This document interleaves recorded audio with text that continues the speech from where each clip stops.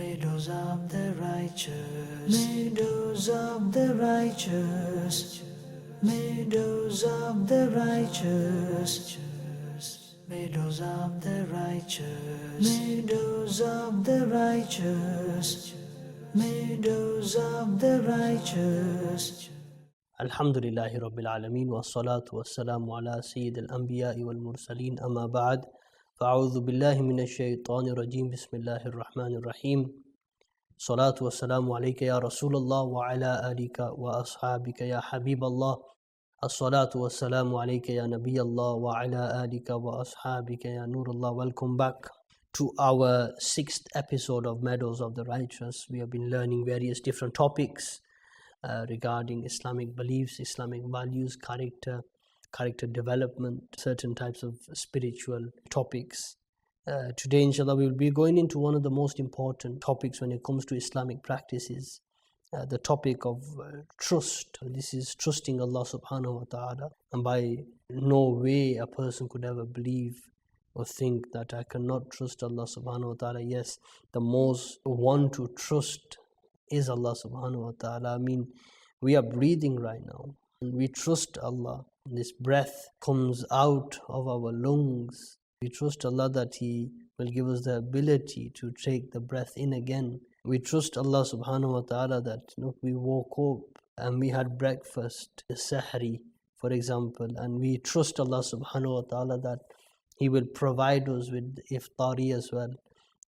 Trusting is one of the most important points, not just of Islam, of life.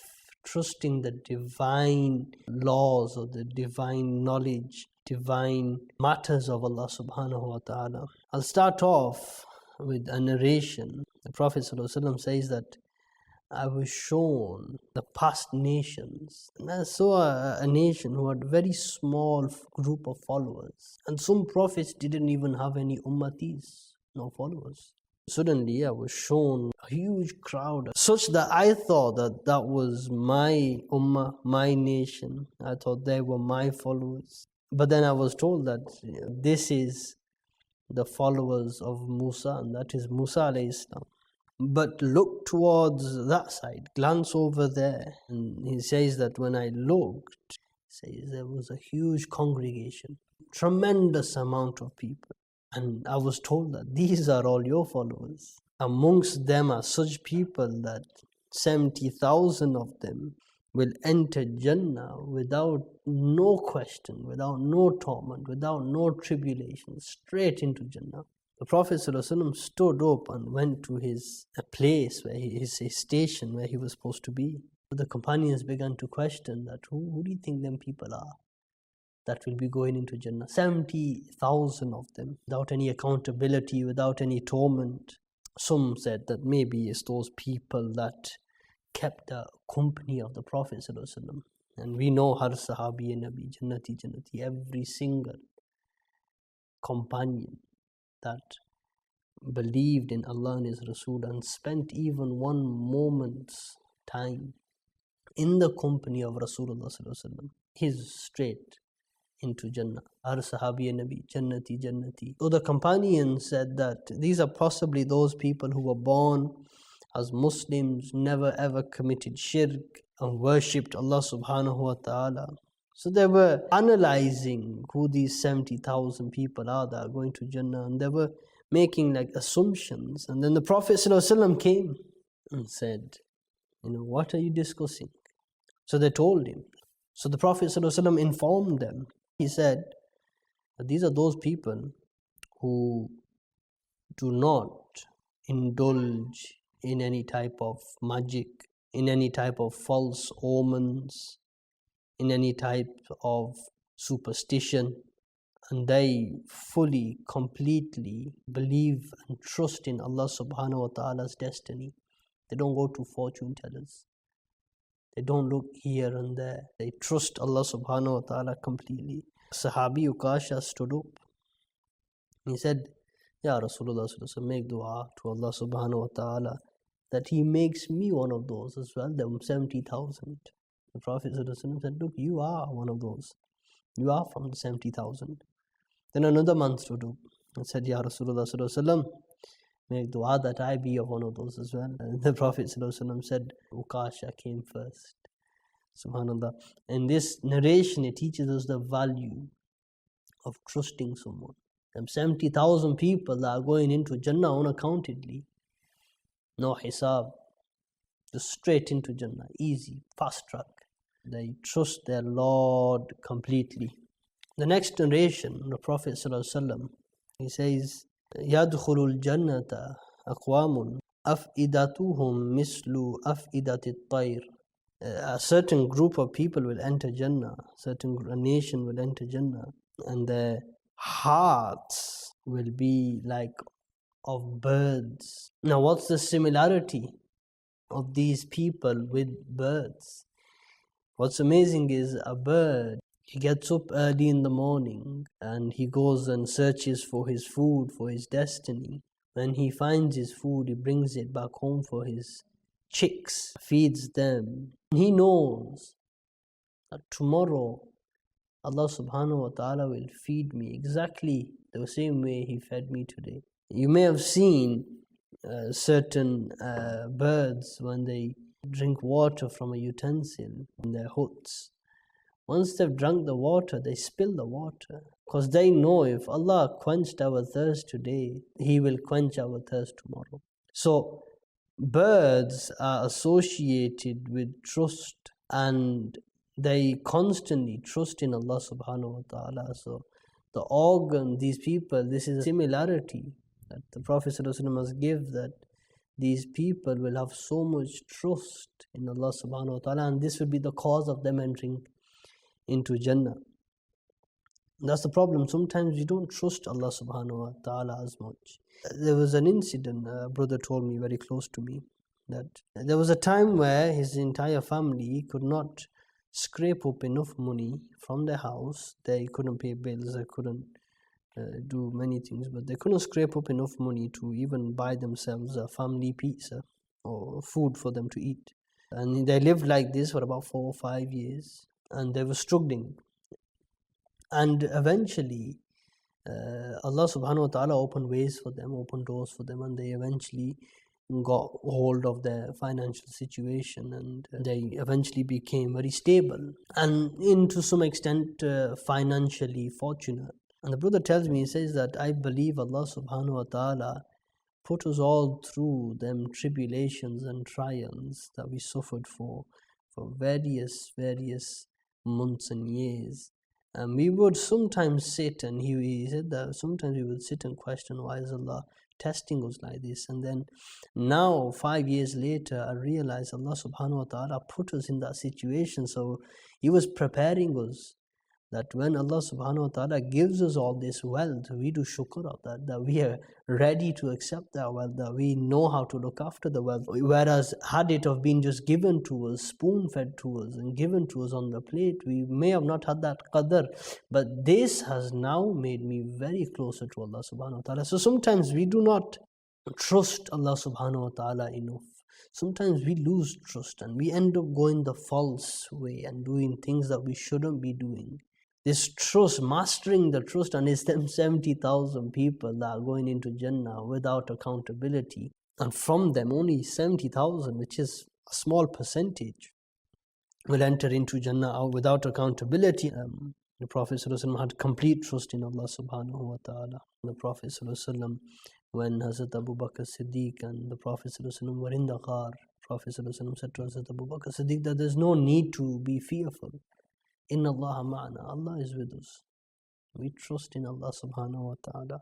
So trusting in Allah subhanahu wa ta'ala is a sign of nobility. It's a strength of a person. The Prophet ﷺ says that if you trust upon Allah the way He is supposed to be trusted, He would sustain you like how He sustains the birds. They wake up empty stomach and they go and return in the evening with a full stomach. But that's all to do with the trust of Allah subhanahu wa ta'ala. And here's the narration when the people of Makkah surrounded the cave of the Prophet ﷺ, and he says, نظرت إلى أقدام المشركين ونحن في الغار. The Prophet ﷺ says that ما ظنك يا أبا بكر. What do you say in regards to those two people upon whom the third is Allah? Yani, what's your thoughts about two people and the third one being Allah subhanahu wa ta'ala? Yani, can anyone be protected even more than two people who are protected by Allah subhanahu wa ta'ala? Yani, in that cave it was Rasulullah sallallahu alaihi wasallam, Abu Bakr Siddiq, and Allah subhanahu wa ta'ala's protection, his help. Now understand this, the best prophet, the best man ever created, Rasulullah sallallahu alaihi wasallam. The best person after any prophet, Hazrat Abu Bakr Siddiq. The two of the most best men in the history of civilization together in one cave. And the third one is the help of Allah subhanahu wa ta'ala. That was an amazing statement and an amazing scene. But it all comes down to the trust of Allah subhanahu wa ta'ala. The Prophet sallallahu alaihi wasallam, there's an incident where there were two brothers, ala ahdin nabiyyi sallallahu alaihi wasallam. One of them would go to the Prophet sallallahu alaihi wasallam and study and learn Islamic principles and morals and characters, and the other one, he would do his duties and work and make money.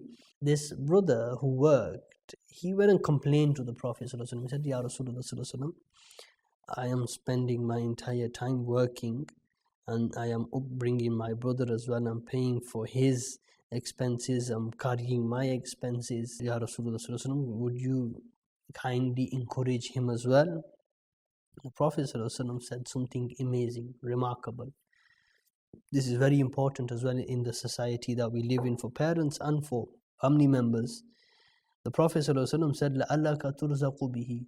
It may be that because he is studying Islamic knowledge, it is possibly because of that studying you are being given rizq.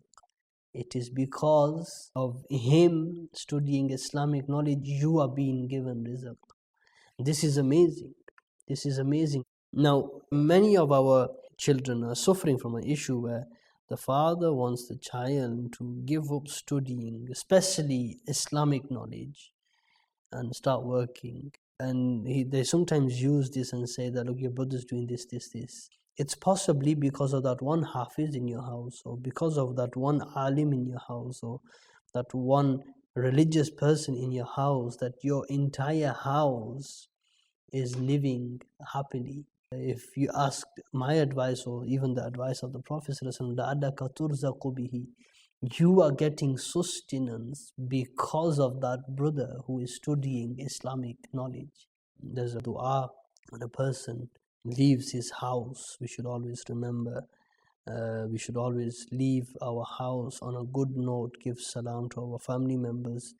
When we leave our house, you may have seen the green Madani donation boxes. We should always have one of those in our homes. When you give sadaqah, it removes any calamities that are about to hit you. So before leaving, you put in a few pounds into that donation box, and what it does, it removes any calamities that or harms that were going to come in your way. Allah subhanahu wa ta'ala is the most merciful. And when you leave your house, Bismillahi tawakkaltu ala Allah, la hawla wa la quwwata illa billah. And this dua you will find in Madani Surah, in various of the booklets of the Islami, or the dua upon leaving the house. Yani, when I leave my house, you read the dua, O Allah Azza wa Jalla, I start in your name, tawakkaltu ala Allah. I have complete trust in Allah subhanahu wa ta'ala, and there is no power or force that is more powerful than Allah subhanahu wa ta'ala. Whenever or whatever we do in life, having trust in Allah subhanahu wa ta'ala from start and end is one of the most important things we could do. Many of us have anxiety and have different problems. I think the main problem is that we don't have this connection with our Creator. We don't trust Him the way we're supposed to trust Him. Sometimes we trust the local down the road man, doesn't know much more than what the Quran and Hadith says. And sometimes Allah subhanahu wa ta'ala tells us, look, this is the solution for this issue. but we're looking for the solution on internet or on social media. Sometimes the Prophet ﷺ is given the solution for something, but we're looking for different remedies of different platforms. In the end, we all should understand that Allah subhanahu wa ta'ala, He give you the illness. If it's an illness, He's the only one that can give you the cure. Turn to Him, trust Him. Allah give you life, likewise He'll give you death. Allah subhanahu wa ta'ala has made you poor. He's also made people kings as well. So remember, He is the ultimate, and always having that trust upon Him, in Him, with Him is one of the most noble things a person can do. Allah tabaraka wa ta'ala give us tawfiq. Ameen bi jahi nabiyil ameen. Sallu ala al-habib sallallahu ala Muhammad.